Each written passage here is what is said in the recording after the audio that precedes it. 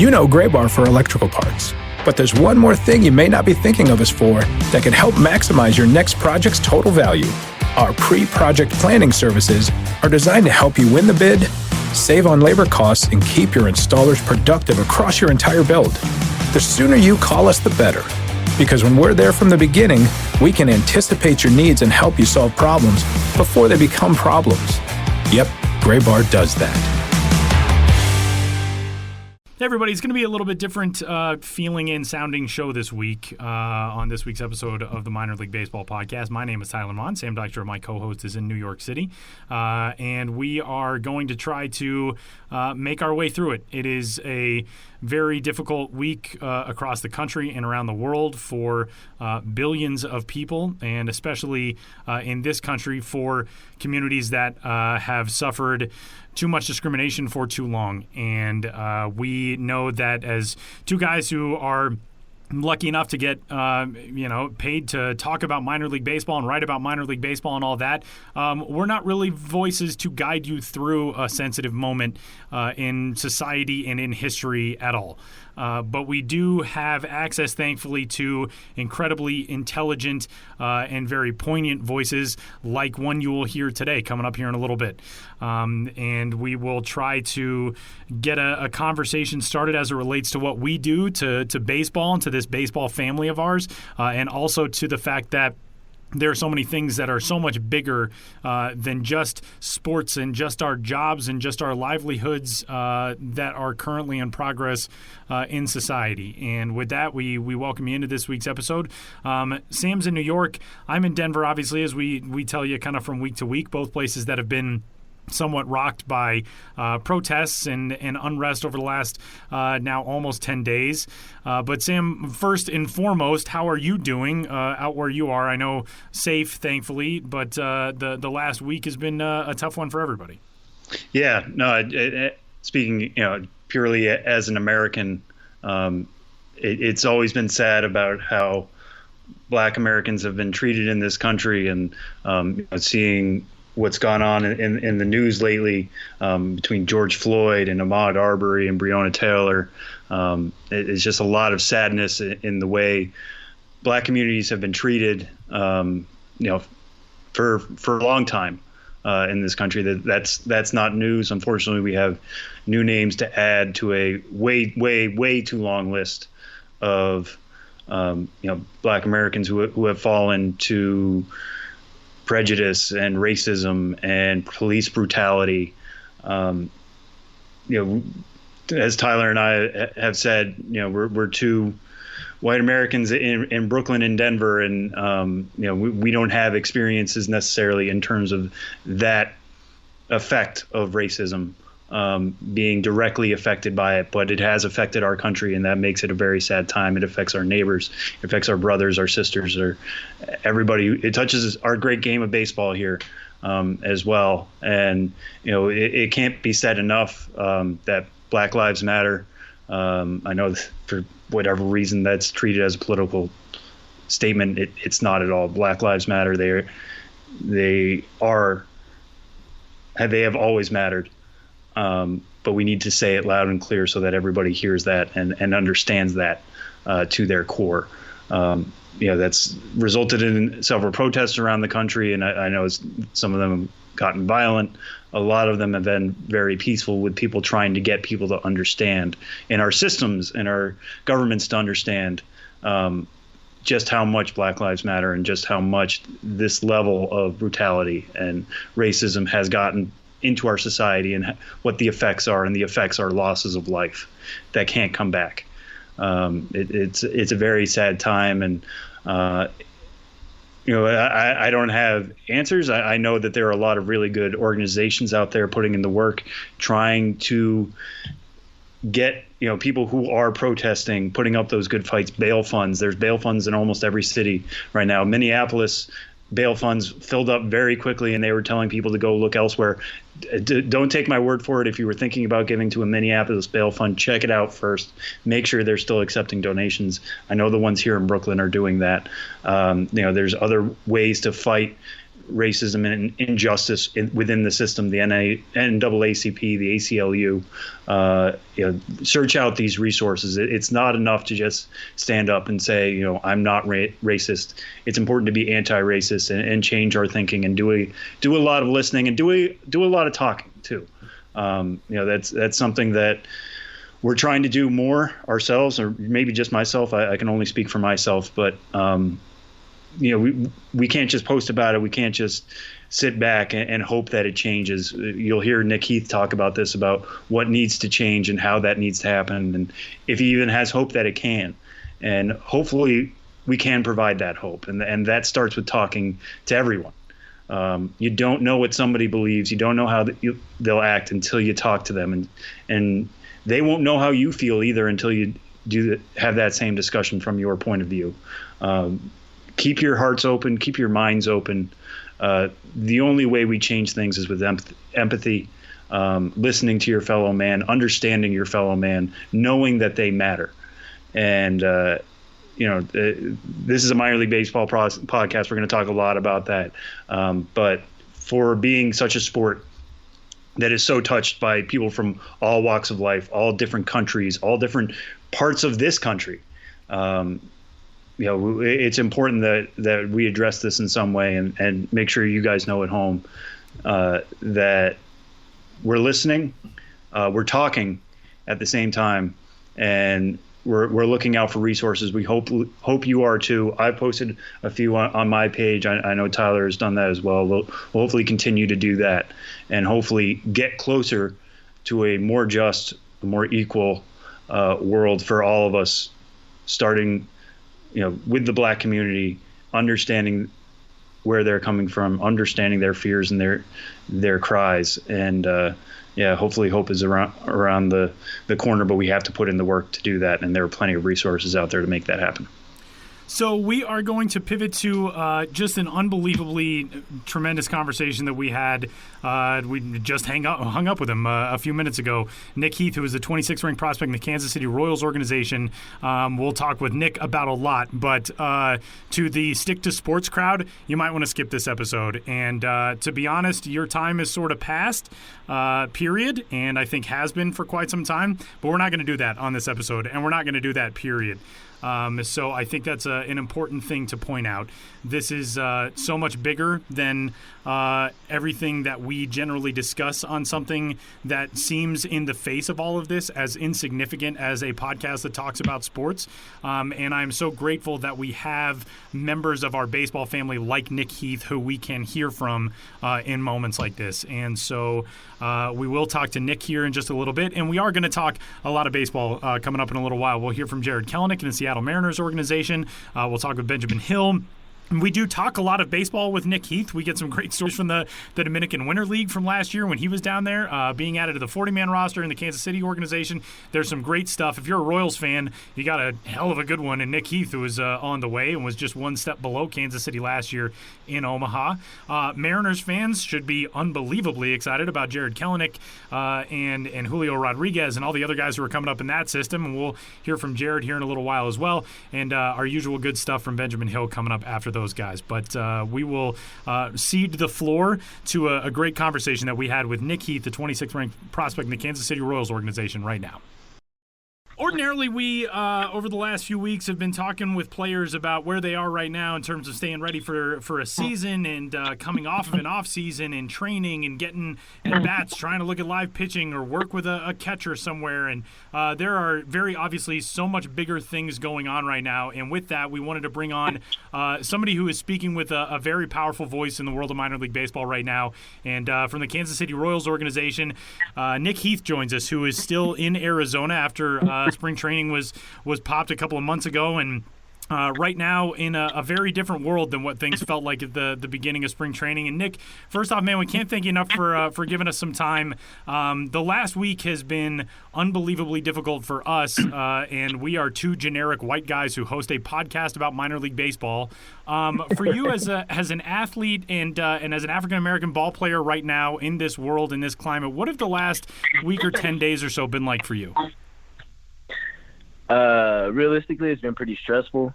A little disheartening. I try to tell people I'm a very positive person, so I try to keep that up. I try to keep that outlook on life as often as I can, but trying to juggle being an athlete and trying to juggle using my voice the right way that's what's stressing me out. I want to go out, I want to protest, I want to be active, I want to let people know what they can do to help if people are doing things that are harmful, but I want to be able to do it in a positive light. I want to say something to somebody and them not take it as, me trying to attack them and me trying to come at them. I want them to understand, I mean it from a place of love, because I love everybody. I love my teammates all the same. I call them family on and off the field. And I think a lot of them could attest to that. If they needed anything from me, that I'd be the first person to do everything I could to help them out. But it's stressful trying to go out there and be active and say my opinion and say what's right and wrong. But at the same time, as an athlete, I have a brand to uphold. I have a team to represent. I have a sport to represent. So I'm trying to juggle all the right ways to do it, but also, put my truth out there and put my experiences out there so people can understand that, just because I play baseball or just because I'm a little bit different than the average bear, and my ability has gotten me to a certain point in my life that it still affects me. I still leave the house, and sometimes I'm concerned, or my teammates leave the house, or my friends leave the house, and I'm like, hey man, be safe. Call me when you get there. Call me when you get back. Call me if you need help. So I'm trying to juggle doing the right thing, saying the right thing, but at the same time, maintaining, an image, because not only am I representing myself, I'm representing my teammates and the Royals and baseball. So I'm trying to figure out how to do it all the right way. I think you hit the nail on the head with how difficult of a line it is right now for people to walk with a voice, and and that's speaking as people who really in this circumstance on this subject. I don't feel like our voices are the important ones in any context, and for you guys right now, being, I know you quote tweeted something from Shed Long in the Mariners organization, talking about how he has always talked about how he wanted a son. And right now, imagining what it's like to be the parent of a son, he said, I see why my mom is always checking up on me, because it's such a different world to be a parent and see a kid and try to raise a kid in a world like this. To try to be someone who has... And before we started recording, you said, the platform that you do have, you want to use it for good and for positive purposes.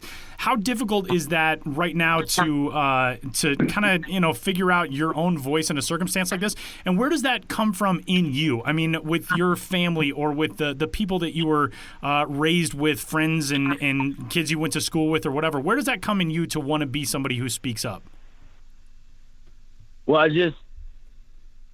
I think previously in my life, I've kind of always been, I wouldn't say an underdog, but I've kind of always been overlooked just a little bit. I'm not a high draft pick. I didn't come from a big school. I wasn't getting drafted out of high school.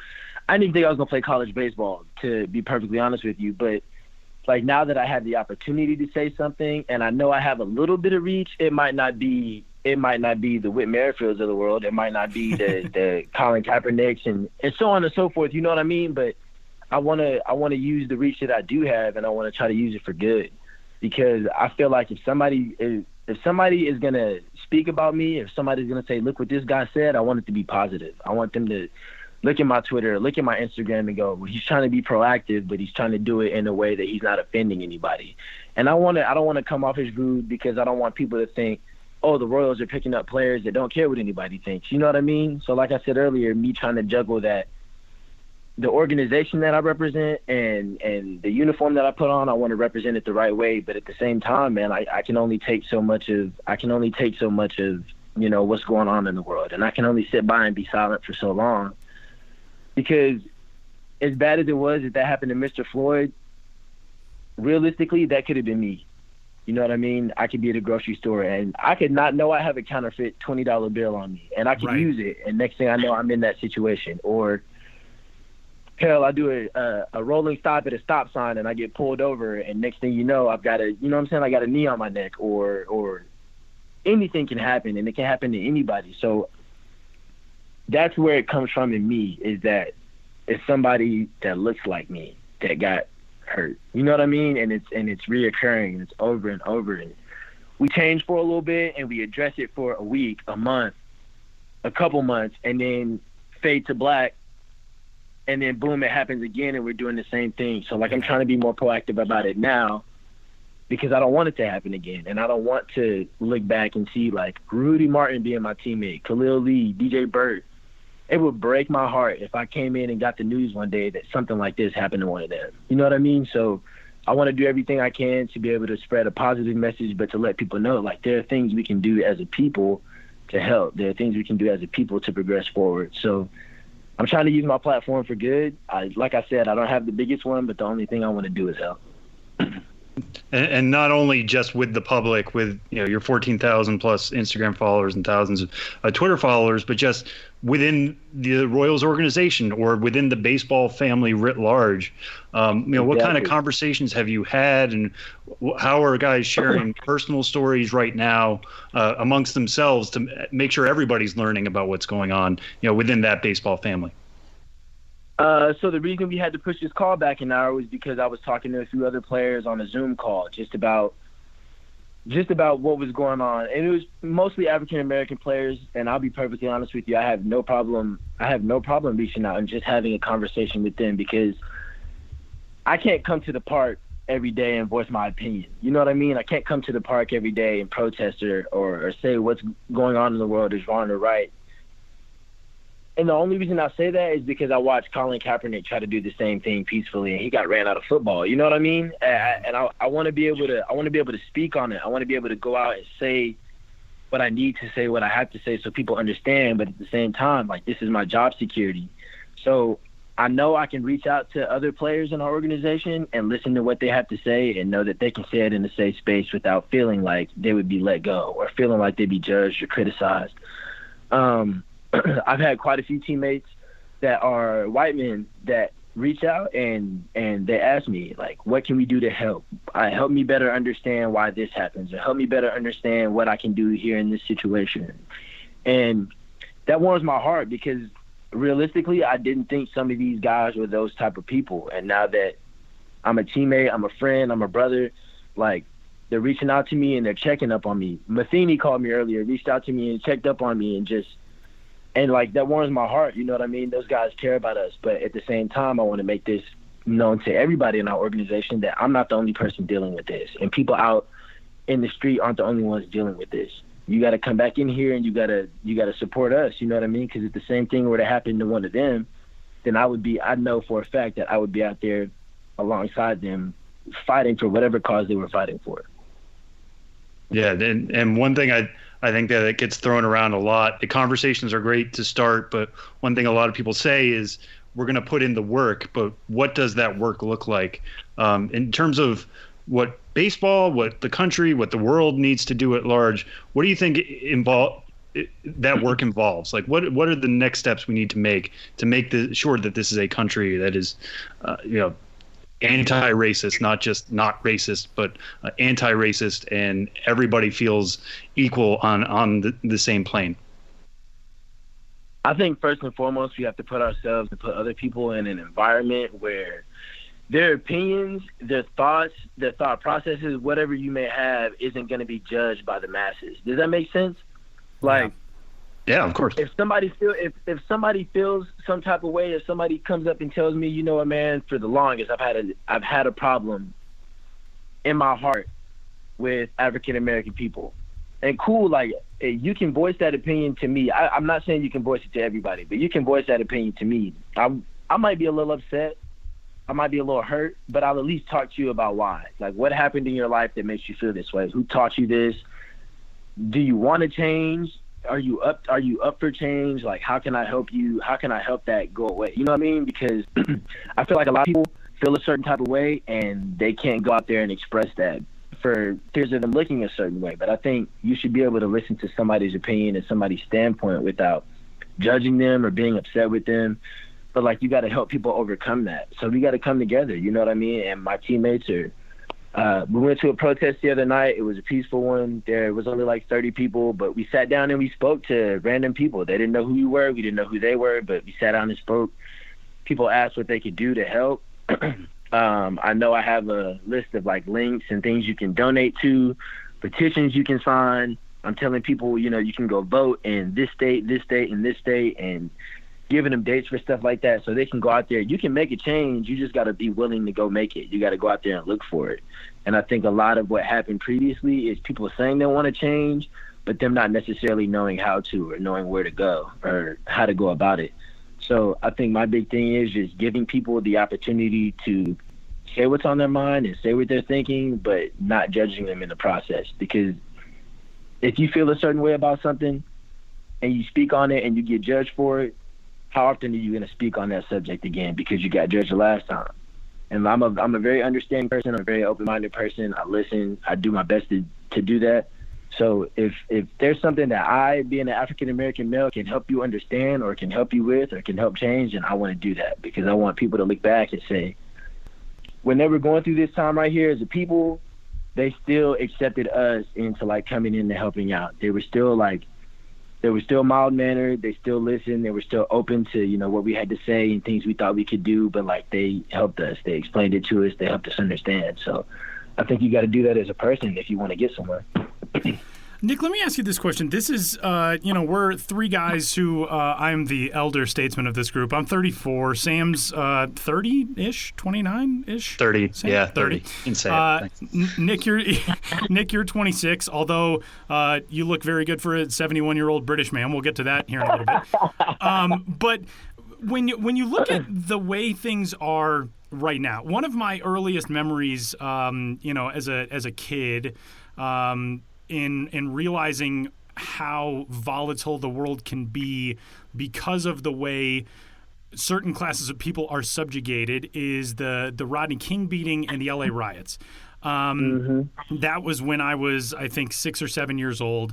But from there, we're 25 years after that. And we go through Trayvon Martin, and now we go through the George Floyd case. The situations that pop up, and we have unrest too often, and by too often I mean basically 100% of the time, at least it feels like in my lifetime, they don't lead to tangible change. This, and I'm just speaking for myself, this to me, sitting in a city, I'm in Denver, and we've had protests that have been, at times violent, and the last few nights very peaceful and very productive. This feels different because it is so widespread. It's been in so many cities. It's been in small towns. I saw a tweet that you retweeted today that there have been protests in 50 different states and in 18 different countries. Does it feel to you like maybe this is a moment? Maybe we come out of this and things are different, and we can take a step forward. I'm interested to hear your point of view on that. I think it's different. But if you want me to be real with you, if you want me to give you my heart, I don't think it's going to change anything. I love the fact that it's widespread. I love the fact that other countries are joining us when we are trying to convey this message. But realistically, deep down, I think it's going to blow over after a while, and it's going to be the same thing until it happens again. You know what I mean? You're telling me this was 20 plus years ago, and we're still dealing with the same thing. And LA went absolutely crazy. I can find it on YouTube and find a whole video of it of just how LA looked. And you're seeing that happen today all across the country. But that's 20 years ago, and we're still dealing with the same thing 20 years later. You know what I mean? So even though it's a little more widespread and it's a little more, and people are paying more attention to it, what can the outside world do to help us? Does that make sense? Yeah. Because London is peacefully protesting with us. They can't vote to get new people in office to make sure that there are better laws or better things going into place to help us out. People across the world can't do anything. They can voice their opinions, they can spread the message, and they can spread love, but it doesn't necessarily change what can happen. So forgive me, and I really do ask forgiveness for this, but you got to understand that sometimes just because I see that little glimmer of hope doesn't mean I necessarily believe in it. Right. And it sounds wrong. It sounds wrong to say, but I want to see change. I don't want to just hear about it. I want to see something happen. I want to know that I can be okay leaving my house, or that my little sister can be okay leaving the house, or my mom or my dad. You know what I mean? My family can leave the house and not have to worry about stuff like that. So I love it. I love the message. I love the positivity, but I'm angry with it because you guys witnessed it when you were kids, and I'm witnessing it as a young adult. But like nothing's changed. You know what I mean? So I love it. The message is amazing, but I want to see the change behind the message. Don't just talk about it, but be about it on a societal level. Exactly. And that's why we wanted to get your point of view on it and so many other things. We're going to try to talk a little bit of baseball, but there's a question about baseball that I think ties into all of this as well. And we've heard for so long about the decline in numbers of African-American athletes in the major leagues from where it was at a high point in the 60s and 70s to where it is today.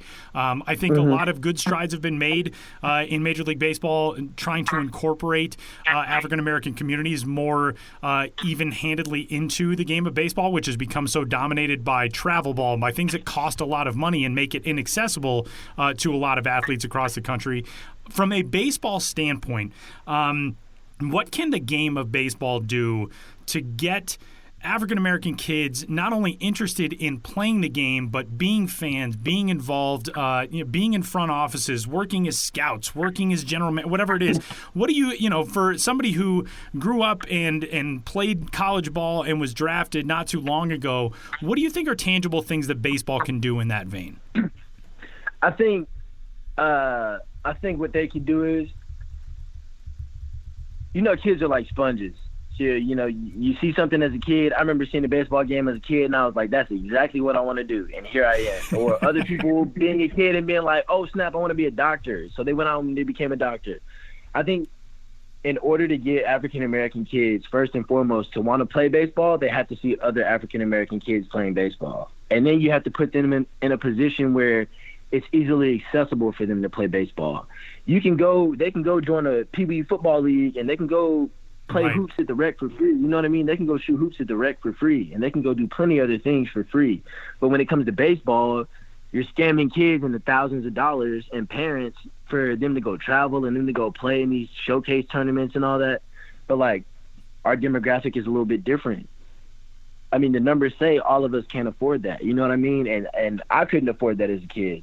So I think you got to put these type of kids in situations where they can see they're able to do it, but you have to give them the outlet to do it. Like, if a kid wants to be a scout, let him hang out with a scout for a day, or give him like 2 days and he can come hang out with the big league team. You know what I mean? If somebody wants to be a general manager in the front office, let him come at 12 years old and see what a general manager has to deal with for a day. You know what I mean? And then let him go out and watch the game and be a part of it. So that way, as a kid, you absorb all that. You know what I mean? At 12 years old, I could absorb all that. I could go out and I just kicked it with Dayton Moore in a booth watching a Royals game after I was down in the locker room talking to Salvador Perez and Whit Merrifield. Like, you could do stuff like that. But I think me as an African-American player, I think it's just uplifting, one, other African-American players, and two, uplifting African-American kids when I see them playing baseball. You know what I mean? I know Kansas City has that youth academy. I went in there a few times and I hit during the off season. Before I came out here to Arizona for spring training, and I met like 5 or 6 kids, and I talked to them on a regular basis, and I sent them messages like, hey, how's your work going? You staying in your books? Stuff like that. And I think you have to give those kids an outlet or an opportunity to see somebody that looks like them in a spot that they want to be in, because then it gives them, oh, snap, he's there. If I work hard enough, I can be there. But you also have to, you kind of got to incentivize them a little bit. You know what I mean? You got to put something in front of them so they're like right there, they're paying attention to it, because we all know how kids are. You pay attention to what's in front of you. Right. But you got to put it in their faces. You know what I mean? Yeah, come out to a game. We'll give you and your family free tickets. You know what I mean? Or we'll let you guys come out here and hang out with the team for a day. You get to take BP on the field or something like that. But like, you got to give those kids something to want to look forward to. And you have to give those kids, and you have to show them people like myself or other African-American players doing it, because then they're going to understand that it's a goal that they can attain. one of the things you kind of touched on a little earlier, you haven't had the easiest baseball road. It wasn't a cliche. You go to LSU, you're a first-round pick, and all of a sudden you're in the upper minors. But you have had a very impressive minor league career already. Drafted in 2016 out of Northwestern State in the 16th round. And the thing that I think when you look over the breadth of your career, the thing that's been most impressive is it seems like you get better every time you make a jump. When you go from the lower levels to the next step up. I know last year it's somewhat a limited sample size, but you get to Omaha in AAA in your third full pro season, and you put up an 802 OPS, which is the best you've had at any level. What is it about being able to make climbs during a season that you think you've been able to handle so well so far? I think that's the competitor in me. Honestly, I remember when I first got to high A kicked my butt. I was hitting like 190 my first half in high A to finish the year. I came off an injury. Went to Lexington for like 3 or 4 days, got injured again, and then instead of going back to Lexington, they sent me to high A, and then I had like 190 or something like that. It was brutal. And then to start the next year, I wasn't even starting. I was like a fifth outfielder, and I was like, man, this ain't going over well for me. Like, I don't like this feeling. But the competitor in me knew that, I'm like, I could go out there and play with those guys. I can go out there and compete alongside of them and make us a better team. I just need the opportunity to do so. And I don't recommend what I did for everybody because me personally, I knew I could go play. So I had a conversation with somebody in our organization, and maybe I was a little out of line, but I kind of said, like, you need to give me the opportunity because you kind of wasting my time. And like I said, I wouldn't tell people to go about it that way, but I just knew the heart and the passion that I had. And about a week later, I was in the lineup, and then I was in the lineup again and again and again and again, and then I started playing pretty well, and I didn't come out, and then I made the jump to AA. And the only thing I ever think when I go up the next level is I got to show these boys I can play with them. You know what I mean? Like, I don't want to be the new guy in the locker room, and everybody's like, what is this kid doing here? You know what I mean? I want them to be like, oh, damn, why was he not here a month ago? You know what I'm saying? Like, to be fair, I think that's what everybody who tunes into this podcast thinks about me. What is this guy doing here? I think that's I'm very familiar with that feeling. Oh man, I just want people to understand that, like I mean business. I'm about my baseball. I want to succeed, and I want to leave a legacy behind that says, like, he was a good teammate. He came out here. He played hard. He gave it everything he had. But, like, he also showed us that he was competing because I'm going to go out there and try to kick your ass as often as possible. It might not work out every time, but I want to go do that. And each level I go up, every day I tell myself, you better show these boys you came to play. Like, you better show these fools that you can play alongside them. If not, you can play over them. And it's not like I'm trying to disrespect my teammates, but, like, that's my mindset that gets me in the zone, that gets me fired up, and that gets me locked in on what I need to be locked in on. So I'll attest the progression over the years to just that competitive nature and wanting guys to, like, feel my presence when I'm in the locker room or when I'm in a lineup. And speaking of that competitive nature, all of that build up, trying to prove yourself at every level that you belong and that you're better than the guys around you, it culminates last year and you lead the minors in stolen bases. You get 60 stolen bases in 105 games between AA and AAA. One, what did it mean to you to lead the entire minor leagues in a category like that? And two, how much were you following along, knowing that was a possibility as the season went along, even after you jumped up to Omaha? What it meant for me was that, like, I was doing something that, like, I had set out to accomplish. I know a ton of guys don't really steal bases anymore, and I know, but that's a part of the DNA in the Royals organization. You got to run your bases, you got to play good defense. You know what I mean? So for me, it was an amazing accomplishment because that's what I'd been setting out to do for so long. You know what I mean? I want to lead our organization in stolen bases every year. I don't want nobody to be close. I want them to look at that stolen base category at the end of the year and go, damn, we got to find a way to get this kid in the lineup. You know what I mean? So Khalil was in second place in the minors with like 50, 54, 53, somewhere in there. And for most of the year, me and him were 1 and 2, or we like 1 and 3. So I knew, like, him being behind me, that we were going to be able to take off and get 2 bags easy. And it was just, I don't know, it just became a part of who I was. I'm knowing that that's what's going to keep me in the lineup one day, that and my defense, and my battle come along when it comes along. We all struggle at the plate sometimes. We all do amazing at the plate sometimes. But I know that each and every day that when I get on base, I can do something. I can force the issue somewhere, and that's all I want to do. You know what I mean? I want to wreak a little bit of havoc. But man, it's awesome. I finally had a healthy season. And how often do I pay attention to it? Every single day. Every single day. I don't want nobody even close. I remember at the beginning of the year, this kid was ahead of me by like 5. I was like, nah, I got to close that gap and I got to separate myself. But I know it. But oddly enough, a lot of the guys that were toward the top, a lot of the guys that like I was competing with to end up having more bases in, I knew them personally. So my friend Dean from the Braves, he would send me messages sometimes about how many you got, and I'd be like, I got 30. How many you got? He'd be like, dang, I got 23, and I'd be like, I'm about to take off, man. You better catch up. So like, a lot of it is our own personal goal, but at the same time, like I love the guys I get to play with, I love the guys I get to play against. So like, hey man, it's kind of a competition, you know what I mean? And sometimes we'll put a little wager on it and be like, hey, if you get 2 bags today, I'll buy your dinner tonight after the game, or I'll buy you lunch tomorrow. Like, I'll Venmo you $20 or something like that. So a lot of it is just like, it's playful, it's fun, but at the same time, we all know like it's our careers, but we can still have a good time doing it, and we can still like kind of give each other a little crap along the way, and say, I'm a little better than you here in this category. And, when you lead the minors in a category, you're going to stand out. But not only that, you get rewarded last November when the Royals added you to the 40-man roster for the first time, protecting you from the Rule 5 draft. Just take us through what that meant to you and also how that kind of changes your career. You don't have to worry about a non-roster invite to spring training. You're automatically in big league camp. There's so much talk now about minor league pay, and the Royals have extended that through the rest of the summer. But pay is a little bit different when you're on the 40-man roster. Just what was that moment like, and what did that mean for you to be added to the 40-man? JJ Piccolo called me. He was the one who told me, and I was trying my best. We were having a team meeting because I was down in the Dominican at the time. We were having a team meeting when they were making the announcements. So I like had my phone out. I had my phone out, brightness low, and I'm sitting behind a kid in front of me, like trying to pay attention in this meeting, but at the same time see if I got put on the roster.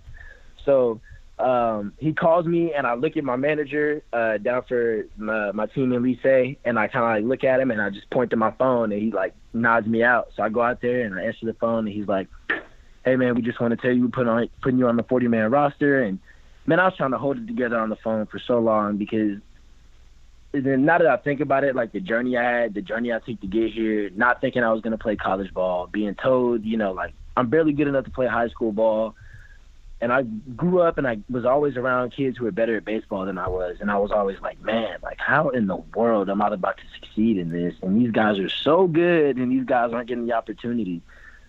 So like I look back on it, and then I call my mom like 10 minutes later, and I'm like bawling on the phone. I'm like, Mom, I cannot believe this is going on. Like, this is actually happening. Like, stuff we talked about forever ago, stuff we said we dreamed about forever ago is like actually unfolding right here in front of us. And like, it's just a tribute to all the work that we put in, and constantly like reminding ourselves that we're able to do it and we're able to be somewhere. So it was an amazing feeling, man. And I got so many phone calls and messages afterwards.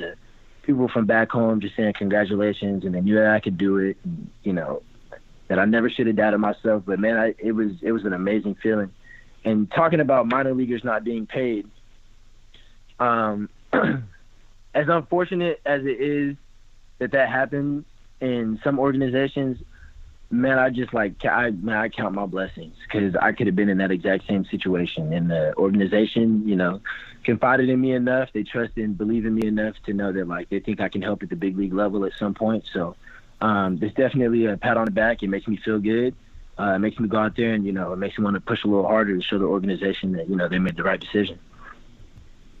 Nick, one thing that I have wanted to ask you about since I knew you were coming on the show is last fall, you get a chance to go down and play with one of the most legendary teams in all of Caribbean baseball, in the Tigres del Licey in the Dominican Winter League. And I remember, I think it was one of the first couple days of the season, You tweeted, "It's the first time I've ever not been able to hear my teammates yelling at me from 20 feet away," and talked about how electric the atmosphere of winter ball in the DR was.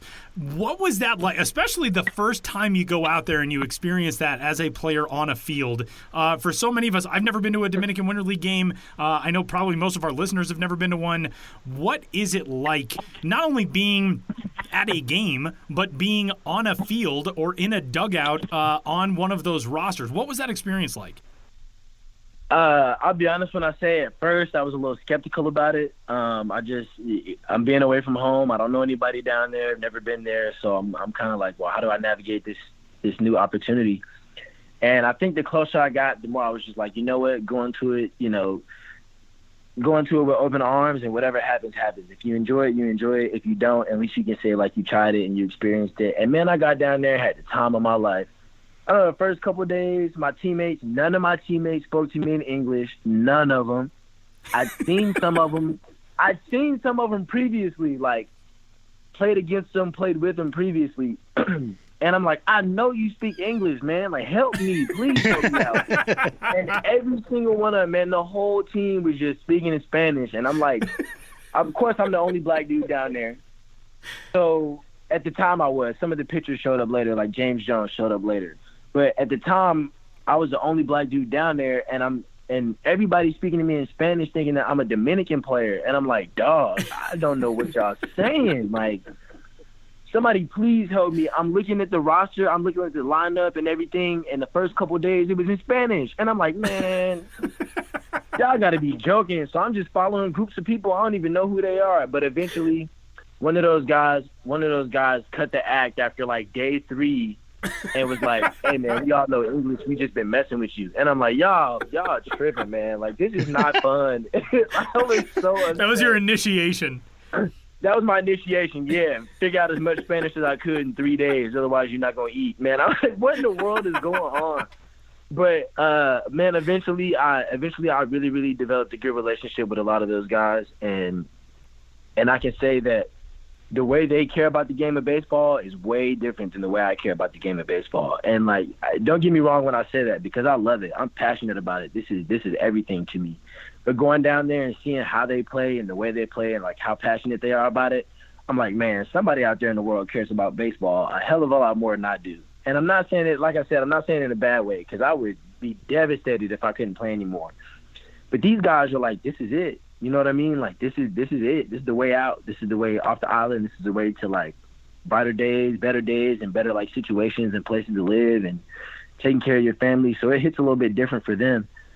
And I think the fans know that, and the fans feel that over there. You know what I'm saying? I was saying that I couldn't hear myself, and the stadium was like 2/3 of the way packed. It wasn't even a sold-out game. This is like first week of the season. With first pitch, there's probably like 300-400 people there. And by the 6th inning, the place is like 10,000. And you're like, where in the world did all y'all people come from? First inning and the 6th inning.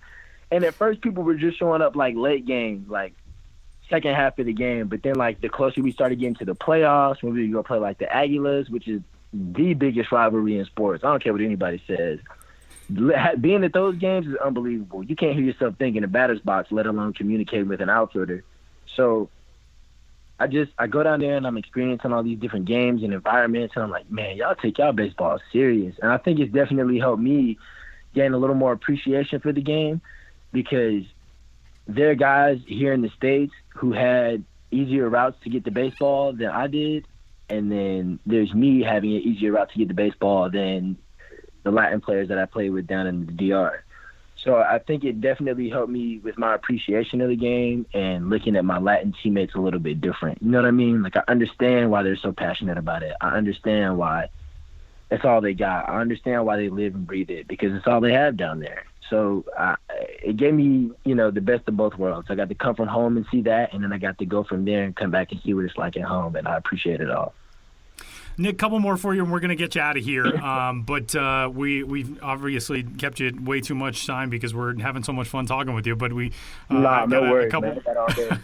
A couple more fun ones for you. You grew up in Junction City, Kansas, which is just southwest of Manhattan, Kansas, and your mom ran track at K-State. Did you grow up a Royals fan? Okay, so a lot of people don't know this because I kind of just haven't necessarily put an end to it, but I actually grew up in Georgia. I actually grew up in Atlanta, Georgia. I stayed there for a little bit, and then we moved to Kansas. So I'm a big Braves fan. I've always been a Braves fan, but obviously I tell people now that I'm a Royals. I have to be. I'm a Royals fan. Whole life, lifelong Royals fan, Nick Heath. Don't get me wrong. Don't get me wrong. I love the organization, but your sports team is your sports team, and you kind of like commit to them at an early age, like I did. I'm a Falcons fan. I'm a Hawks fan. Anything Atlanta sports related, I'm all in on. So, people do ask me if I was a Royals fan. I had no clue who the Royals even were until I got to Kansas, and then I was like, man, I'm not about to root for this team, man. I'm a Braves fan, and the Braves were pretty dominant at the time. And I was like, oh, yeah, man, I'm a Braves fan for sure. And then I get drafted by the Royals, and I'm like, you know what? It's a blessing. I'm 2 hours away from, where I went to high school. I'm a couple hours away from – not a couple hours. I'm 30 minutes away from my sister. She went to school at KU. So it's nice to know that, like, I'm close to – it's nice to know that I'm close to a group of people that I know, that I can trust. And I know that I'm always going to have some type of support at every game. So it's definitely a blessing. It's definitely fun. But I was definitely a Braves fan coming up. And kind of along those lines then, as somebody who grew up close by, and now, as we talked about, you're on the 40-man. The majors isn't that far. Rosters are supposed to be expanded this year. If and when baseball comes back, as a guy on the 40-man, you'll probably be as close as you've ever been to the majors. When you kind of close your eyes and envision what that first major league at bat will be, whether it's at Kauffman, whether it's at, on the road, what have you, what do you envision your first major league at bat to be like? I'm going to hit a homer. I have to. Dead center, man. Good. No, honestly, I don't hit a lot of homers. So the homer's out of the equation. If it happens, it happens. But when it happens, man, honestly, that we're going to cut out that quote and it's going to go viral. When you go yard dead center, first at bat, we're going to post this and it's going to be Nick Heath is also a prophet. And realistically, I think I've always envisioned my first at bat being a triple. I don't know why. I don't know where it came from, but I was like, my first big league AB is gonna be a triple. I'm gonna hit in the gap. I'm gonna let it fly, and they're gonna be like, all right, we gotta treat this kid a little different. But I also, at the same time, I was like, man, what if my first AB was just some little bloop single and I stole second and third? I don't know. I have so many different scenarios go through my head about what it's gonna be like, but no matter what it's like, no matter what happens, I'm going to be thankful for the opportunity. I'll be thankful that, they gave me the chance to be there and they trusted me enough to go out there and take the field with them, and I want to make the most of it. And, the important thing to point out of that is that you're giving yourself options and all of them are successful, which is true. But even to jump further back, Tyler brought up before, you were a 16th round pick coming out of college. The 16th round isn't even going to exist this year. The Major League Baseball is going to be truncated to 5 rounds.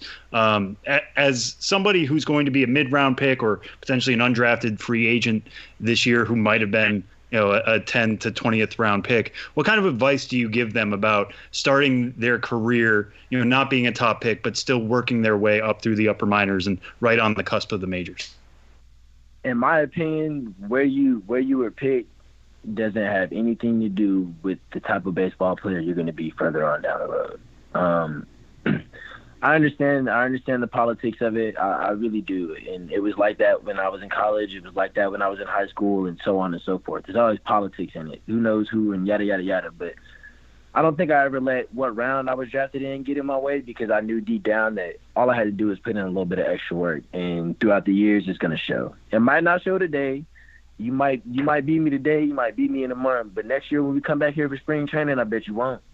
You know what I mean? Or maybe you did, maybe you beat me again this year, but the year after that, because of the extra work that I put in, I'm going to catch up. And when I catch up, I'm going to pass you. And after I pass you, ain't no looking back. So I think people should realize that the round doesn't determine what type of player you are or what type of player you're going to be. How much money you make in the draft doesn't determine anything. It's all a matter of how much you want it, how much work you're willing to put in, and how often you're willing to listen when you need help, and understanding that like people aren't out to take your career away from you. They're just out to help you. So you got to listen to your coaches. You got to listen to your teammates from time to time.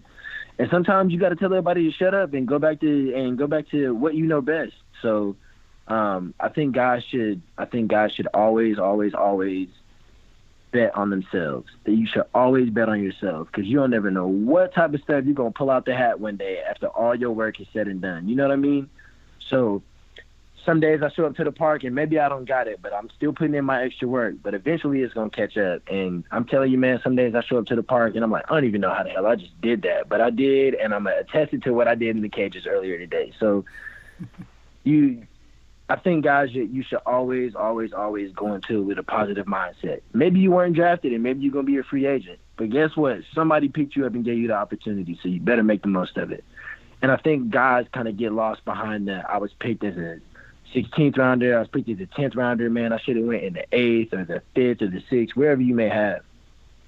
Man, just be thankful. Just be thankful you're there, because a lot of guys ain't there. And especially with this happening, and God forbid another one of these happens and you got to lose more players. And I know there were some guys who are going to be some amazing baseball players further down the road, and some guys who are amazing baseball players now who just got let go. And in my opinion, I don't think they should have. So I don't think the round matters. I think it matters how much work you put in and how often you tell yourself positive things. You gotta manifest that stuff into existence. And speaking of manifesting things into existence and your long road, we'll end with this one, which is what we end all our interviews with minor leaguers now. Since your career began all that time ago, in 2016, you've played at a lot of different levels: Idaho Falls, Wilmington, Northwest Arkansas, Omaha that we've mentioned. But out of everywhere you've played, what has been your favorite minor league memory? My favorite minor league memory. That's a really, really good question. I would say, I can't say memory, but I will say memories is each time I get called up, because sometimes I'll leave the park and I'm like, man, I'm doing it. Like, I'm doing well. I'm doing good enough. I know I can go up there and compete. When's it going to happen for me? Like, am I going to go up there? Is it going to be the end of the road? Do I fizzle out in AA? Do I fizzle out in AAA? And then I get the call, I'm going to high. I get the call, I'm going to AA. I get the call, I'm going to AAA. And each time, man, I just stop. And I reflect on the couple seasons before in the journey, and just, man, I'm so thankful. I am so thankful that I get the opportunity to come out here and do what I love each day.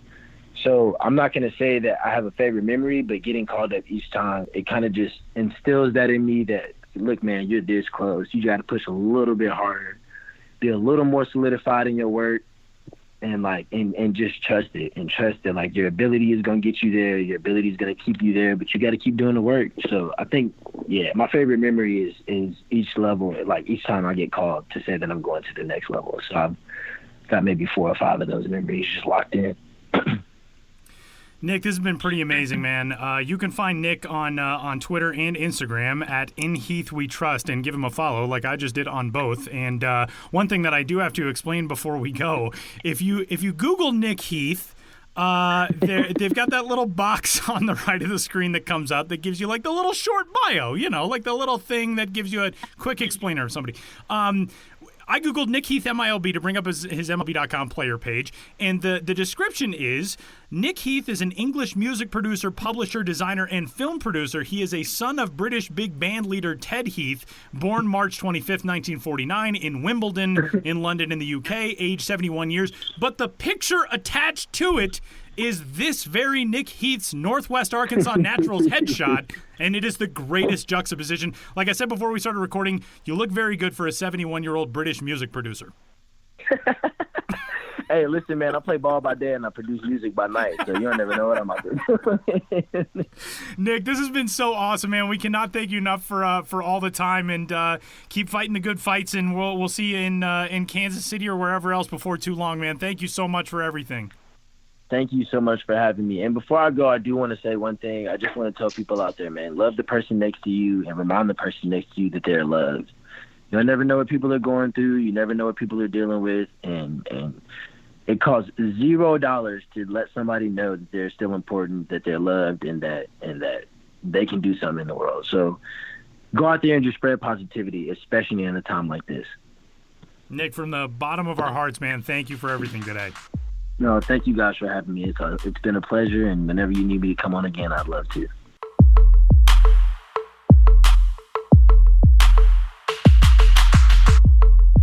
We are headed to the Seattle Mariners system this week, and one of our 5 nationwide Road to the Show ambassadors, who just also so happens to be a top Mariners prospect and the number 11 overall prospect in baseball, outfielder Jarred Kelenic, who joins the show. And Jarred, it's good to talk to you. Obviously, we'd be, just like you, I would imagine, much more excited to be talking if you were in Arkansas or Tacoma or Seattle right now. But a weird time. How you been doing the last couple of months?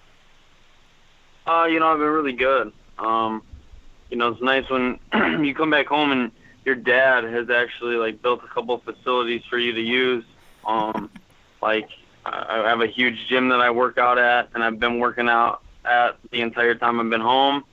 And then I also have another hitting facility that I work out and hit and stuff like that at. So it's been just like the normal off season. So I've kind of just had the same approach. Just sort of an extended offseason at this point, right? And when you get a chance, I mean, especially, working out in facilities that are kind of your own, how difficult is it right now to mentally stay engaged? I mean, going through and doing your workouts and being prepared and all that is such a necessity, knowing that we may get baseball back hopefully sometime soon. But has there been a moment where, it's easier, obviously, to sit around and, watch Netflix or play the show or do something? I mean, how do you keep yourself locked in mentally right now when things are so weird? I think you just try to break it up day by day. There's definitely times where, I've been in the weight room now for the last 3 months straight on top of my, 3-4 month off season already. But I guess for me, I just try to break it up day by day and, really hone in on my workouts and, maybe it's not as long of a workout, but my reps are I'm 110% on every single rep, making sure that I get really good quality work instead of a lot more quantity of them, so it takes a little bit longer of time. So for me, it's just kind of maybe shortening it up, but really paying attention to detail on those reps. So you've been in the weight room 7 straight months. Are you going to look like The Rock when this season starts finally? Yeah. Yeah. I feel really strong now. I feel like the strongest I've ever been. So it'll be interesting to see here, what happens if we're gonna play. Yeah, and beyond strength, you finished up last year at AA Arkansas, 2 steps away from the majors. It felt like the majors was potentially within reach this year. I remember talking to you just after you were drafted a couple of years ago, and we'll get into that in a little bit. But you said your routines have always been the same. Playing in an off season isn't that much different for you. But as you close in on the majors, what are you focusing on in your workouts in terms of finishing off your profile, trying to show Seattle whenever we do return that you are close to major league ready? I think the biggest thing is one thing that I'm actually doing here that's really helping me out is I'm facing a couple of big league pitchers once a week right now, which is kind of nice because you get those big league reps, especially when even though they're indoors. It's at the same facility that I hit at. But I think for me the deciding factor is understanding the pitchers and what they're trying to do and how they're trying to pitch me. I think that's something that I've gotten really good at and something that I kind of realized and paid attention to in spring training this year. And I think that's going to be a huge jump for me going from the minor leagues to the big league level. And what's something you've noticed about how guys are attacking you, whether it's this spring or even now going against those big league guys? Well, I think it's, sorry to interrupt, but I think that it's definitely different with every guy, depending on how hard you throw or what pitches you're good at. But I think what makes a difference between really good hitters and average hitters is that you're able to pick up on what they're trying to do as quick as possible. So I think in the low minor league levels and stuff like that, when a pitcher would miss a pitch and throw a fastball up, he might have just completely missed and just totally wasn't trying to do that. But at the big league level, everything that they're doing, there's a purpose behind, and how they're throwing it and where they're throwing it, there's a reason behind it. And I think the sooner you pick that up of what they're trying to do and you can get on the same page as them, hitting is that much easier. And so now let's pivot to the start of your road potentially to the show. You were drafted a couple of years ago in the 2018 draft, but you had a unique path there. You became the first Wisconsin player taken in the top 10 picks. We went 6th overall to the Mets, but to get there, you made a unique decision, deciding not to play high school ball. You end up playing for Rawlings Hitters out of Caledonia, nearby you, and you end up graduating a semester early. Take us through all the decisions you made going up to the draft and how that helped solidify your place as a top 10 pick. Well, I think the first one to talk about is not playing high school baseball. High school baseball here in Wisconsin is a little bit different than anywhere else because of the weather, obviously. The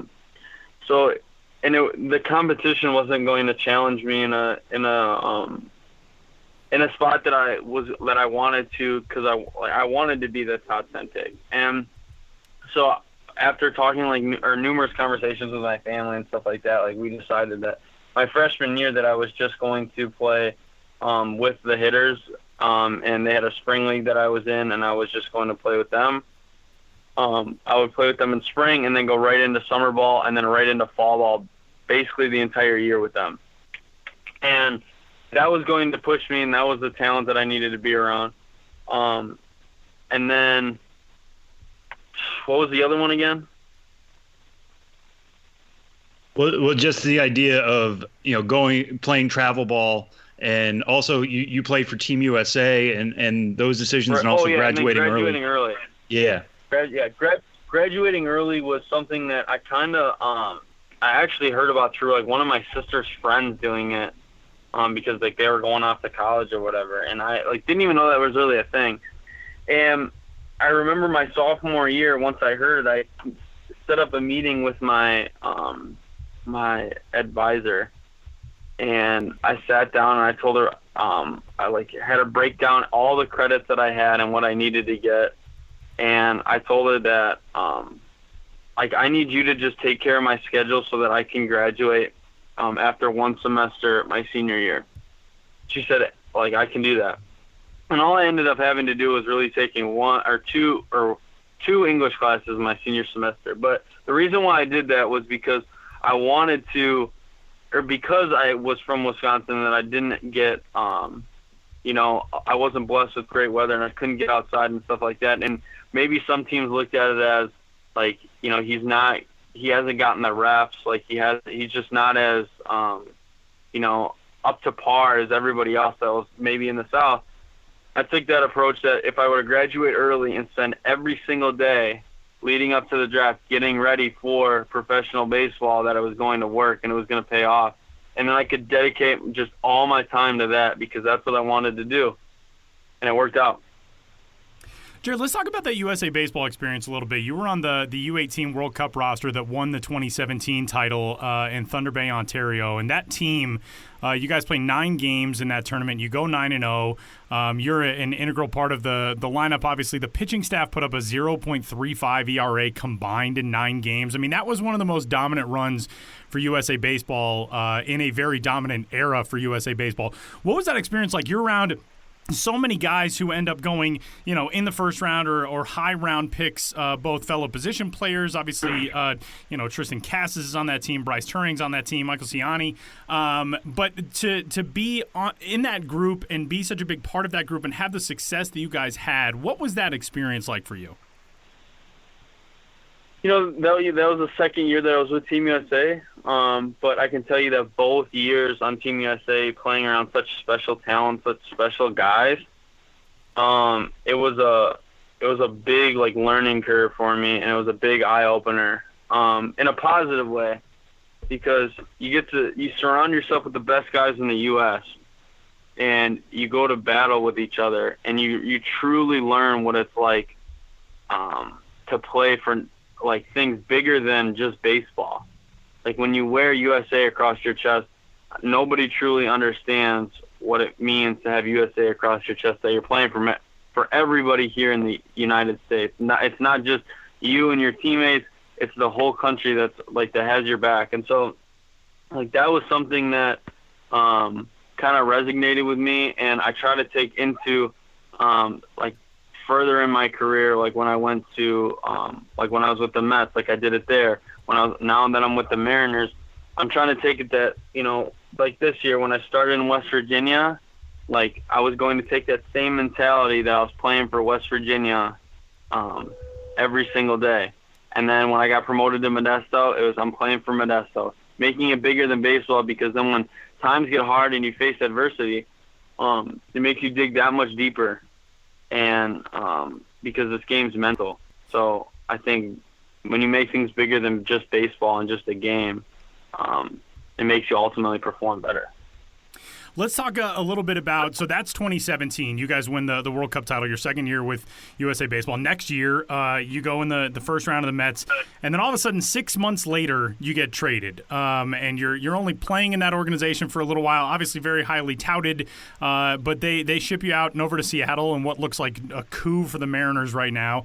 We had Josiah Gray from the Dodgers organization on last week, a guy who was also traded in his draft year, and he said, I didn't even realize that I could be traded that early. When you got that news, what was your reaction to that? I mean, it's obviously for any big prospect to get traded early in their career or something, but these trades that come in the first year of your career have to be so bizarre feeling. Take us through that from your perspective. It kind of was just like the draft process all over again. It was definitely an exciting time because you were going to go somewhere that you knew they really wanted you.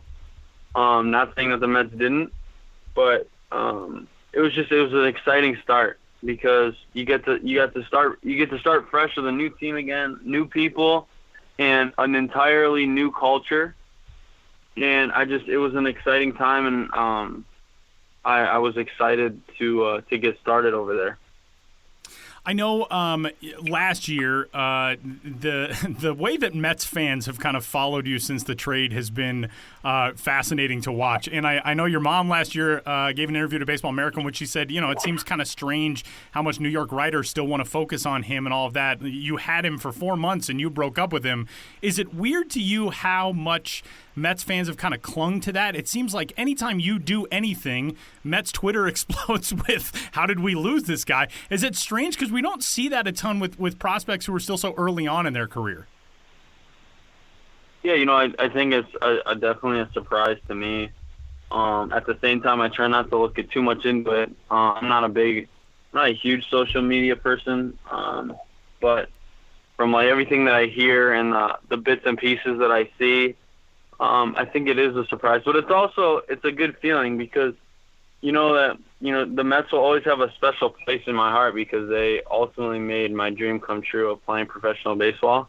And granted, it was very short-lived, but I really when I see stuff like that, you can only appreciate it and can only look at it as a positive because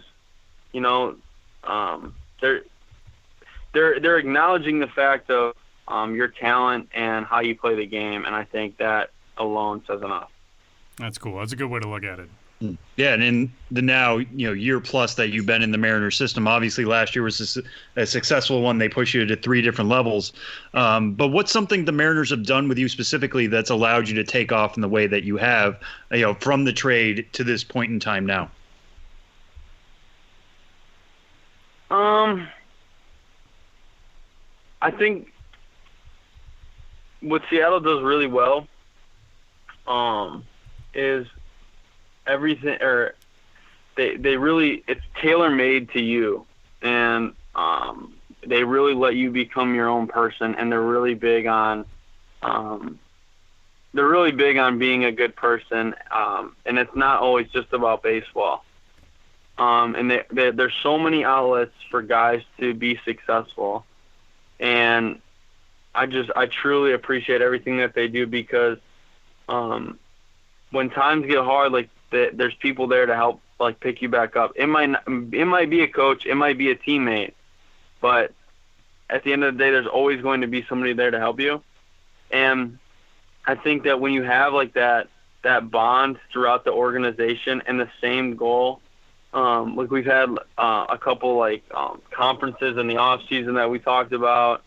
Even now, our team has a book club that they are doing during this time to stay in contact with each other, and just having that bond in a clubhouse and in just an organization in general is something that you can only acknowledge and appreciate, because I don't think from a lot of my other friends that are in professional baseball, when I tell them stuff like that, they're just like, yeah, we're not like that. And I think it's very unique, but I think when it's kind of like your friends from high school almost.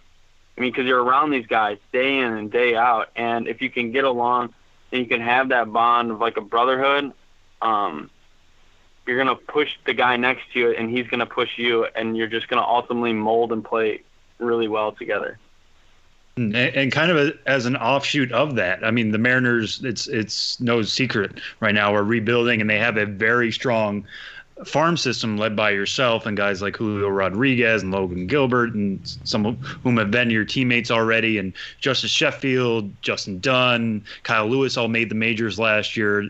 They saw time at AA. You saw time at AA last year. How much are you guys as a group, when you're getting together this spring or whenever you're getting together, talking about shouldering the future of the Seattle Mariners? You know, it's more so I think it's easy to do it during the season because you're sitting there right next to the guy, but it's really focused in the off season, because that's when I think sometimes it can subconsciously you can just kind of lose thought of it, because you have other things going on. You're with your family. Some guys have kids, and you got to be working out, hitting and stuff like that. And the Mariners do a really good job of, in the off season, getting us all together.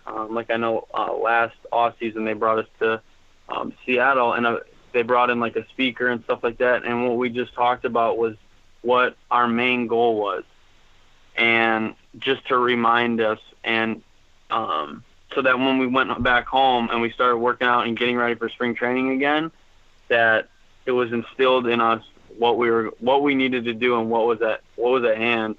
And I think that is something that is very unique as well.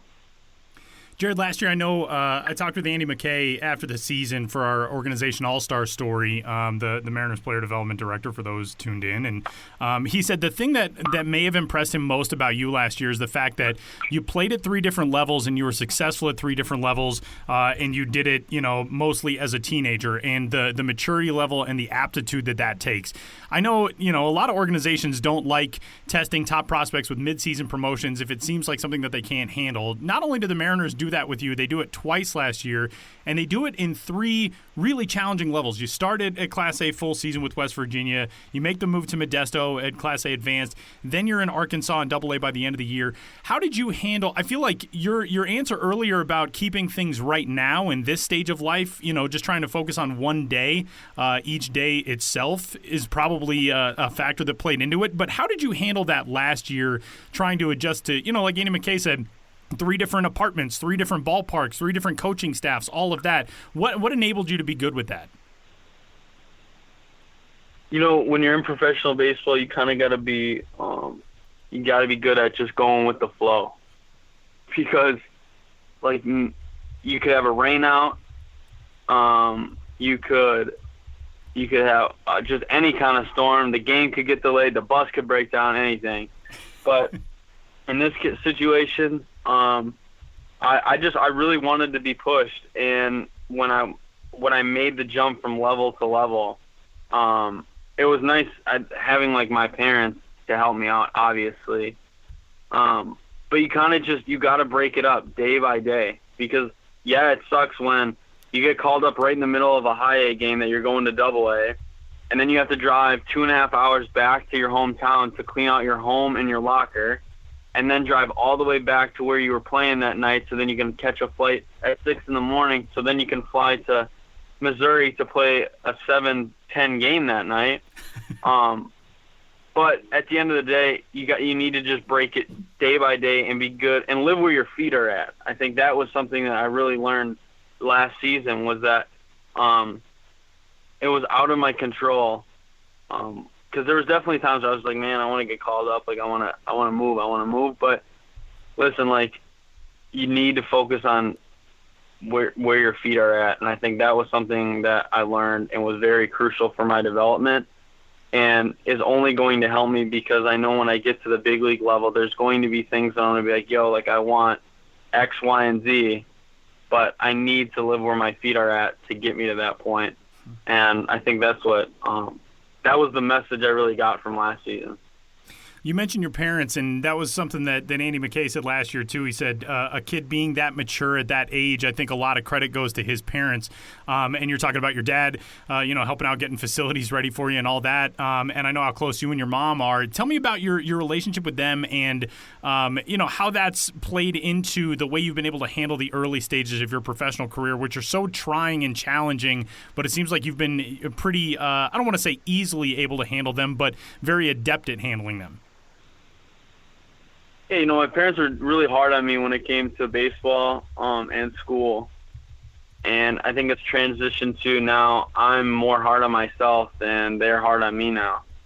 But I think it's a really healthy balance between the two, because now instead of my parents being really hard on me, they are there to relax me when I am extremely hard on myself in situations like that. But at the end of the day, like, my dad, he's played baseball all his life. He's been around baseball all his life. It's nice to relate to something like baseball that he knows, and it's a good topic of conversation that we can talk about. And my mom, who right after college, she moved to an entirely different state to start her, like, working career.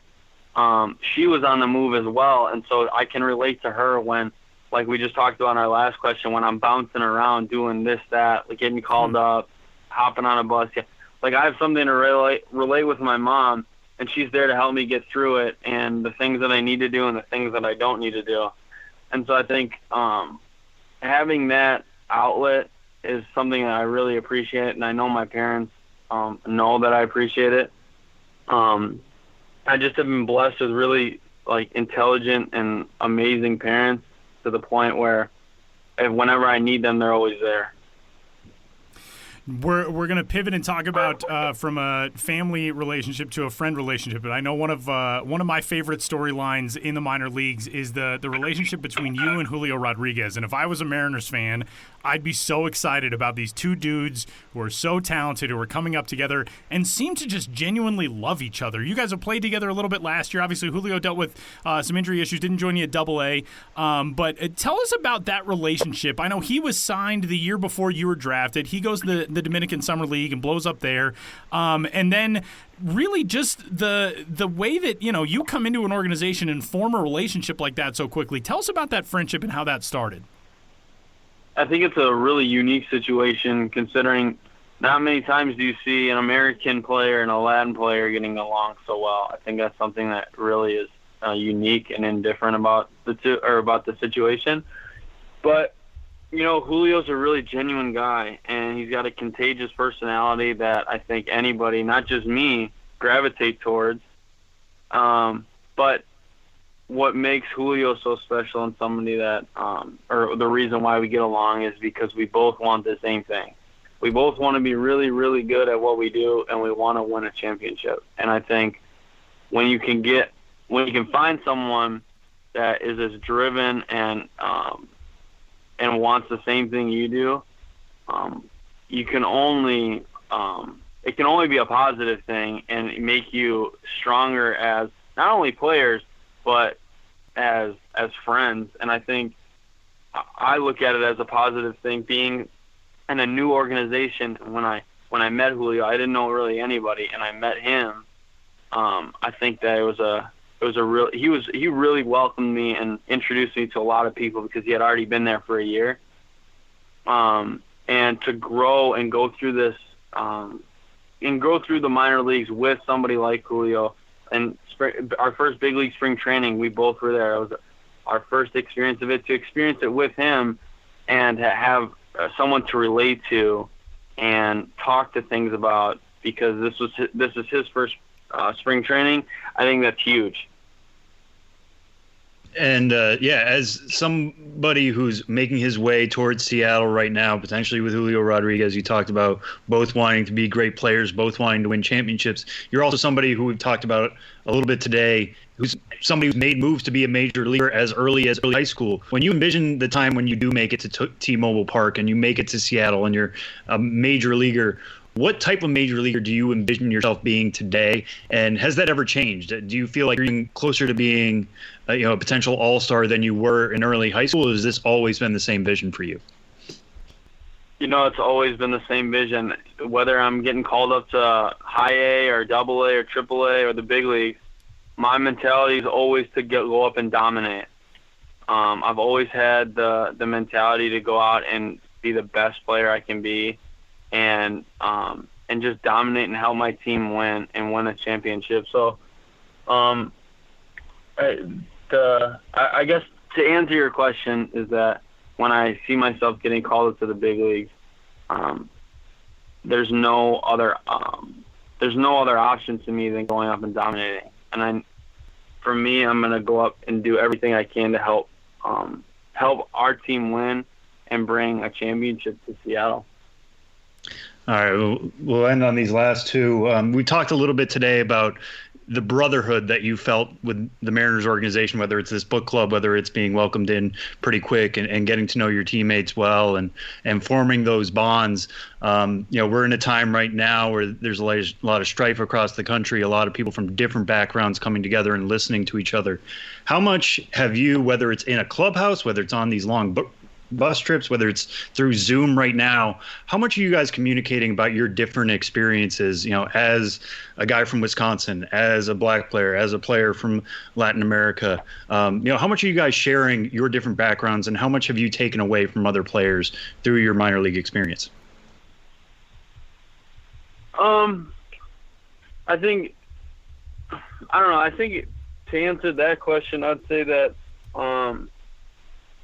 you have guys that are from, let's just say like the Dominican Republic that come from like absolutely nothing. And then you may have somebody that comes from California or wherever, New York or Florida, and they come from a lot.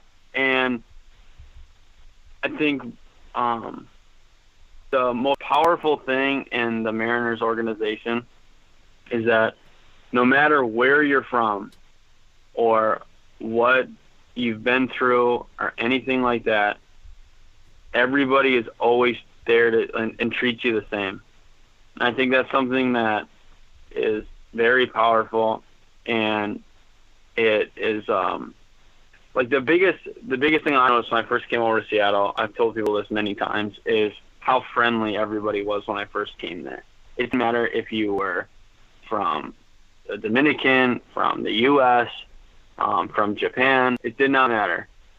Everyone is extremely genuine. And when you have that going around in the organization, and it's not even just like the minor leagues or the big leagues, like it's everybody. It only helps everyone's development to be the best, not only player, but person that they can be. And like that's something that I think is really powerful. All right, Jarred, we'll end on this one. We're asking basically everybody we talk to these days this question. We don't know when minor league baseball is going to return, if it's going to return in 2020 in whatever form. But in your 24 months now as a professional baseball player, through your many stops along the way, what has been your favorite minor league story? My favorite minor league story would probably be when I got called up from high A to double A, because it was the third inning and my manager said, "Hey man, pack up your stuff, you're going to double A." And my family, my dad and my brother actually flew in to come watch me play that night, and they were in the stands, and my mom was in the air on her way to the game.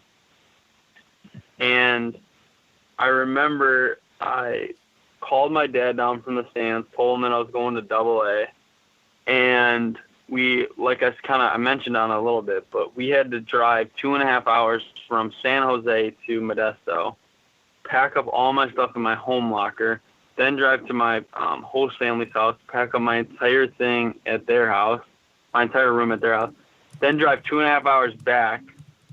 And we ended up getting back to our hotel at, like, I want to say it was like 1:30 in the morning or 2 or something like that. Or I think it was about 1:30. And I had to hop on a flight at 6 o'clock the next morning and fly out to Springfield, Missouri to play in my first double A game on like 2.5 hours of sleep. Oh man. I think that's the quintessential story, but also one of the cool stories is that getting called up. I don't think a lot of people realize what's involved in that. So thank you for sharing that, and thank you so much for joining us, Jarred. As we mentioned, one of our 5 nationwide ambassadors for this year, and the top prospect in the Seattle Mariners system. Best of luck with the training as we gear towards whatever the 2020 season is going to look like. And like I said, thank you so much for joining us. Yep, thank you guys.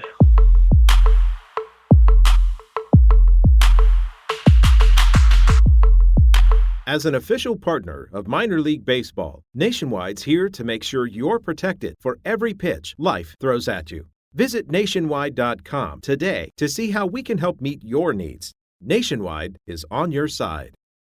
It's obviously been a challenging time for anything to resemble business as usual across the sporting landscape and much of the world, but a lot of it still goes on, and we always cover it with our good buddy Benjamin Hill, who joins the show. He's got some stuff that's up on the site that we're going to talk about. And Ben, more importantly, how are things where you are right now? We've discussed many times. You and Sam are both in Brooklyn. How you been doing the last week? Yeah, I'm doing okay, hanging in there. I mean, I live in Dittmas Park, and the immediate area has been pretty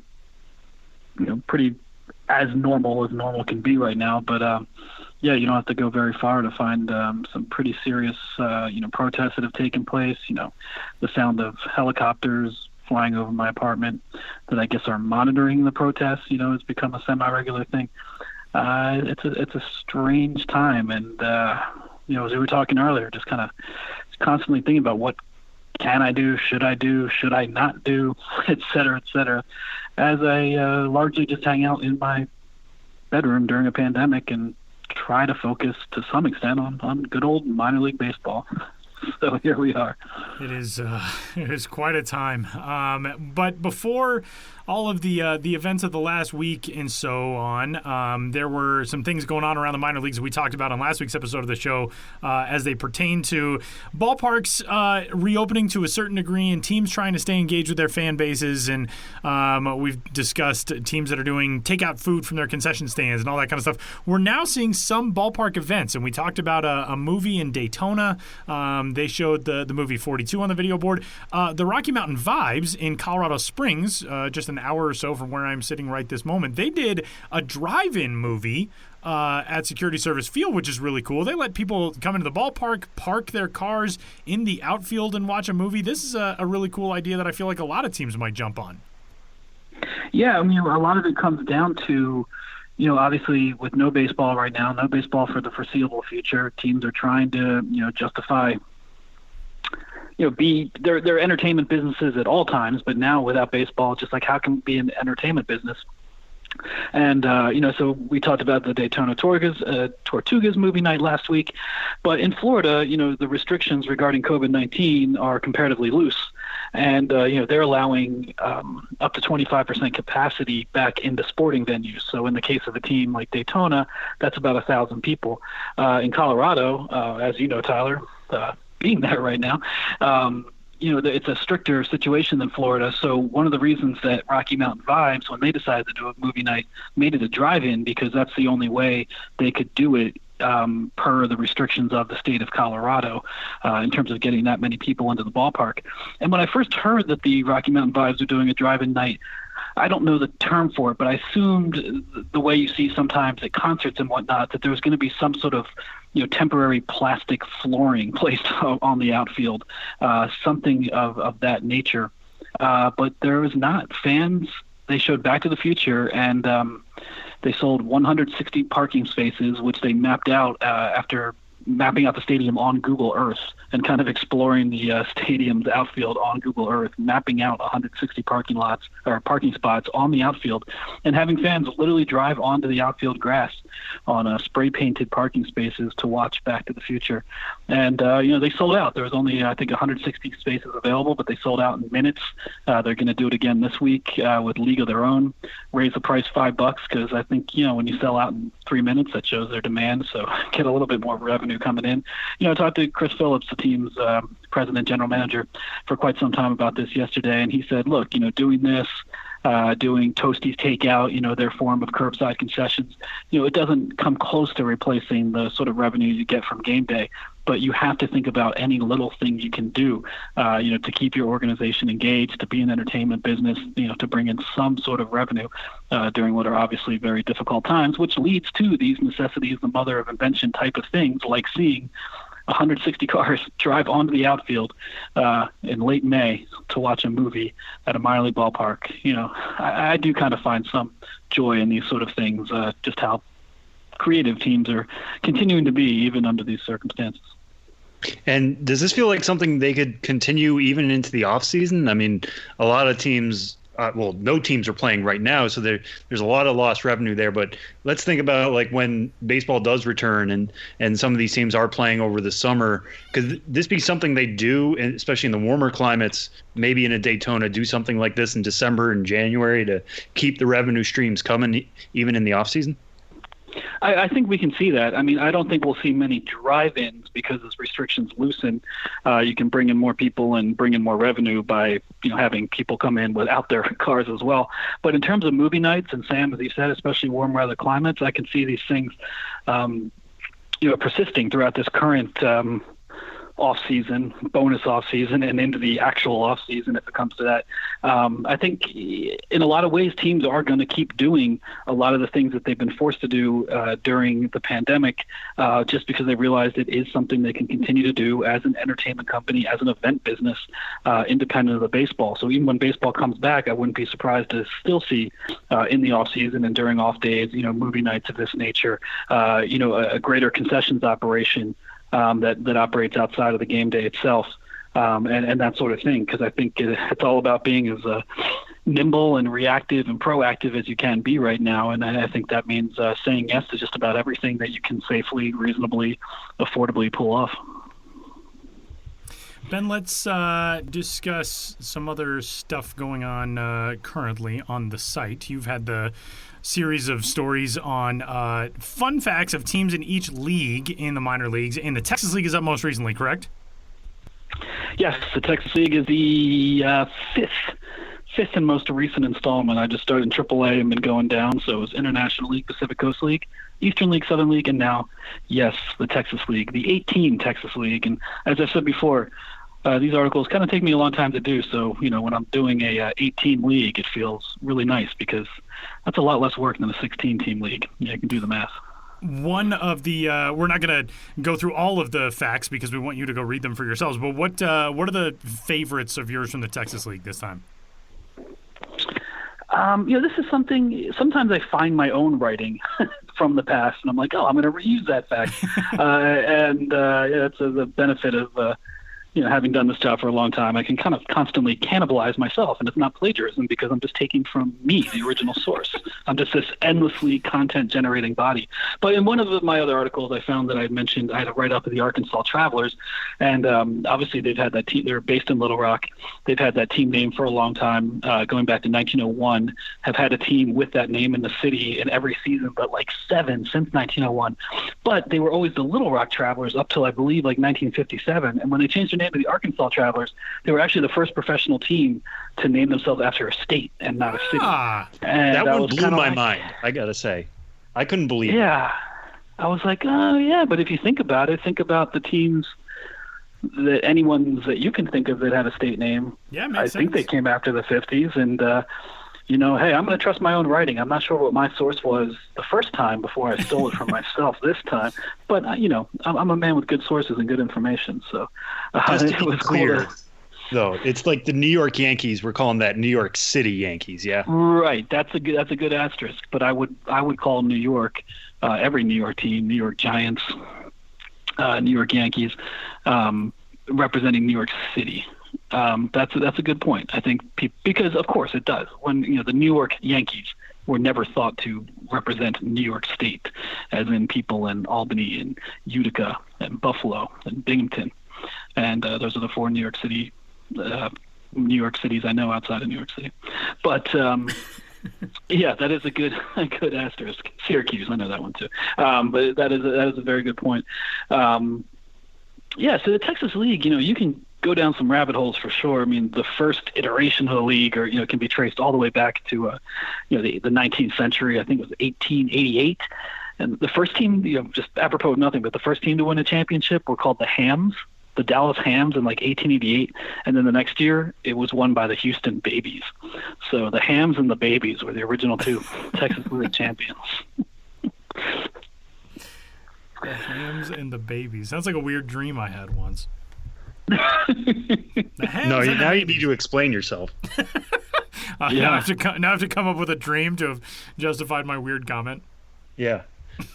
I thought you were being real there. I thought you were really going to get into something. No, I don't dream about. I should dream about ham more. I'm a ham fan. Why not? Nice Christmas ham. All right, I'm gonna wrap this up. Benjamin Hill is on Twitter at Ben's Biz. What else is going on and coming up for you? Yeah, well, I'll continue with this league series. Next up, I'll be moving to Class A Advanced, so that'll be start with California. So if you have weird facts about any California League teams, get in touch at Ben's Biz. You know where to find me. And I'll continue to, cover just what teams are doing in these strange times. And, just keep improvising and keep trying to maintain some sort of, I don't even want to say relevance, but just something unique, something original, something that can be of interest to people even during these strange times. And I think that's what we're all trying to do. And I'm just rambling, just trying to justify my own existence. You know how it goes, but I'm doing my best. That's why we have Sam on this show, because if it was just me and you, it would be an hour of us doing that. So at least it really would. We've got a good counterbalance who keeps us grounded. It's good. And Benjamin Hill, as noted, you can find on the tweets at Ben's Biz.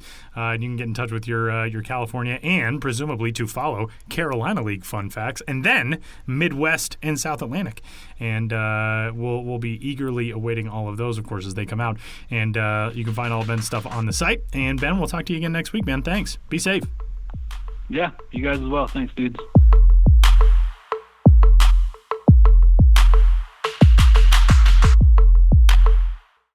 Which Copa La Diversión hat is the best? Now is your chance to crown the champion of all 92 Copa Caps via the Greatest Gorra Tournament, presented by Echo Outdoor Power Equipment. The recently launched campaign provides you, the fan, a chance to win exclusive prizes from Echo and select official on-field Copa hats while celebrating the cultural contributions of Hispanic communities through culturally relevant on-field identities. Be sure to join in the fun and vote at MLB.com/contests. We will wrap up this week's episode of the Show Before the Show podcast. But before we do, Sam has a nationwide prospect fun fact for this week. Yeah, so as you can probably guess, the nationwide prospect fun fact this week was going to be about Nick Heath, our first guest on the show. We've shared a lot of Jarred Kelenic facts over the years, and he's featured in a few of our MLB The Show simulations, which will come back at some point in the future. We'll determine when that will be. But one cool one I found about Nick Heath, you heard us mention before, he led the minor leagues in stolen bases last year with 60 between Northwest Arkansas and AAA Omaha. That's not the fun fact. The fun fact is, since he debuted in 2016, Nick Heath is tied for the minor league lead in stolen bases. So this is over the 2016, 2017, 2018, and 2019 season.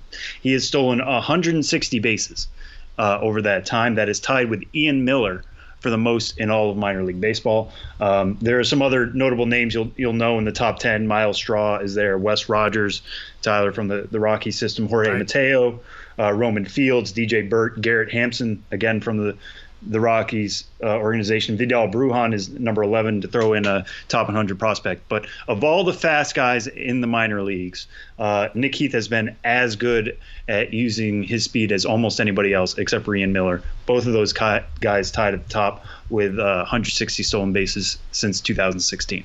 One thing that I am sort of bummed about not getting to ask Nick, and we could have because he was so generous with his time, but I looked at the clock and was like, man, we've had him for like 45 minutes.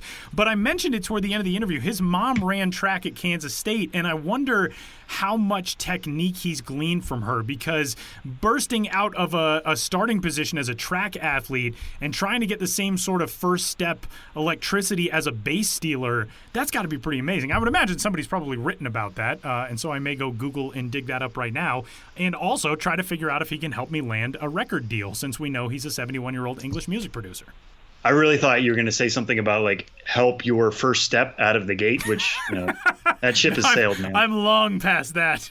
Yeah. Believe me. When I run in person, it looks like watching someone running in slow motion on video replay. It's incredible. It's really just a testament to my athleticism. Like, is that guy okay? Is he gonna survive this? Is that exercise for him? Because he's not really moving. That's me. I have thought about how, there were some ideas that were thrown around about this year's draft and what that was going to look like. And one of the ideas was, is there going to be a combine? Because college seasons were short, high school seasons in some places were non-existent. It's been a while since we've seen guys. Are they going to send guys to Florida or something to get them workouts before the draft? That didn't end up happening because scouts do their work. A lot of these scouts have seen these players before, what have you. But if they were to do a combine, were we going to have to be like the Rich Eisens of that combine? And like, what would that be? Would that be us testing our velocity against a radar? Would it be doing the 40?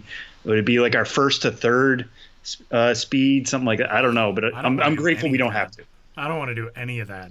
I think the only skill that I ever had was hitting, and I don't want to do that now at 34. You know what's funny? I hit like 396 as a senior in high school, so I just round that up and tell people that I hit 400, although I just announced it on a podcast that that's a lie. But I was looking at Nick's college page from Northwestern State, and it said he hit 400 as a sophomore, a junior, and a senior. And I think it's incredible that he said he was told at one time in his high school career that he wasn't good enough to play high school ball. And then he hit 400 3 straight years. What? Was that in high school or in college? In high school. In high school. Okay. Yeah. I was like, I'm looking at his Northwestern State stats. In high school. Sophomore, junior, and senior year in high school, an over 400 hitter. And somebody was dumb enough to be like, nah, you're not going to cut it at this level, kid. Well, somebody's at home embarrassed right now. So. Oh, man. But again, just our biggest thanks to Nick Heath and to Jarred Kelenic as well this week, and Benjamin Hill, of course, for always being so gracious with his time. And I think are past an era where we will even have a thought in our heads of hopefully we'll get back to talking about baseball and all those sorts of things soon. Yeah, we all certainly want that, but it I think is encouraging to see how many people are so mindful of the fact that so much is so much bigger than us right now. And for those of you who tuned into this week's episode and are already undoubtedly engaging with us and giving us your thoughts, we appreciate that engagement and that discourse as it pertains to things that are productive and are going to move us forward as a society. And we cannot thank members of the baseball family like Nick Heath enough. I texted Sam earlier this week that Josiah Gray, who we had on last week right before all of this started, Josiah Gray would have been a perfect person to talk to this week as well because of the things that we talked about him or talked about with him when it comes to being a role model and being a member of the black community in baseball right now and all of that. But Nick Heath, just an incredible conversation for us to have, and huge thanks to him and huge thanks to all of you for tuning in. Did I get it? Did I cover the things that we had to wrap up with? I don't even remember. No, I think that's everything. We'll see you guys next week. We'll see you guys next week.